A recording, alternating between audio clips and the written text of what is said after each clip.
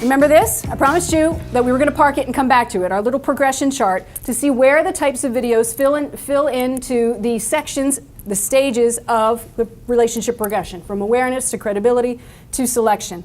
So as you think about just the awareness selection and the types of videos that we just explored, what comes to mind? What goes there?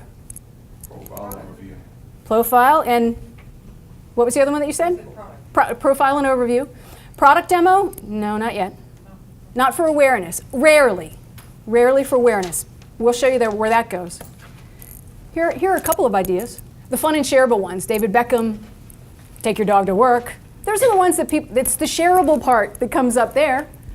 Corporate culture is another good one that helps with awareness because people want to share that. They say, oh, my friend is over here doing this. Maybe they share that. It's just some interesting things. Some behind the scenes videos are good. The educational video blogs, that educational subject matter expert content that I mentioned, and anything in tribe building. Those are really good places to start if what you're trying to do is build awareness and just have people find you. Credibility is the biggest section. This is where most prospects spend the most amount of their time, so you'll see that's a fairly broad section in our chart here. And I do want to point out that there's no video type that I'll talk about today, with the exception of fun and shareable, that starts and stops in one single state of mind with your prospect. While we have found definite start points or entry points for where videos work well, we have yet to find a definitive end point. And I think that's a very good thing because I want video to be part of a continuing conversation. There will be overlap that makes them aware of us and gets them curious enough to check something else out in the credibility. Or they've checked credibility and they're curious enough to request a conversation with us and have a demo or whatever your next step of the transaction might be.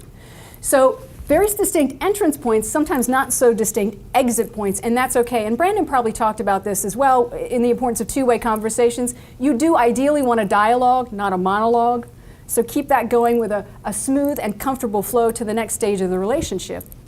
As we get into credibility then, we see some types of video that are better suited than others to transition from awareness into credibility. Profile and overview can show up here. Case studies and client testimonials show up here as well. It's a way for people to find out a little bit about you, positive SEO, all of those things, meta tags, all the stuff that smarter people than I can tell you about. But transition them into credibility, which again is, can you do what you say you can do? Have you done it for people like me? That's really what people want to know. And then as you move into final selection,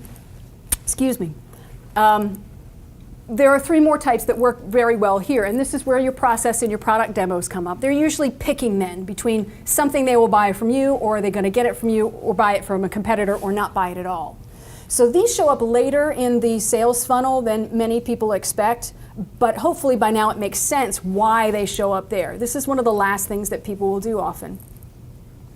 And process and product videos, company tours, or virtual tours, they're going to be used by different people in different situations. So an education campus like this may have a product demo or a virtual tour, and maybe the ultimate selection way down here is that they invite the viewer to an open house. Because often in our sales process, the final selection for something happens a little more one-on-one. I'm not sure if there are any e-commerce retailers in our group today, but for most of us, it's not just, hit the drop down, I'll take 2 of these and go to your checkout. I think most of the people that attend this event don't work that way. You have a more consultative sale and you get in the room with somebody. So an open house might be something, a tech or manufacturing company may have a demo or schedule an on-site visit. A nonprofit may use an assessment or an orientation. That part's different for everybody. But if you've had this smooth, logical progression of relationship building, it will flow where it needs to. And again, the important thing to remember is you'll never get them to credibility check if they're not aware of you. You'll never get them to the selection check if they don't trust you. So this has to happen in some form or another, no matter where you are.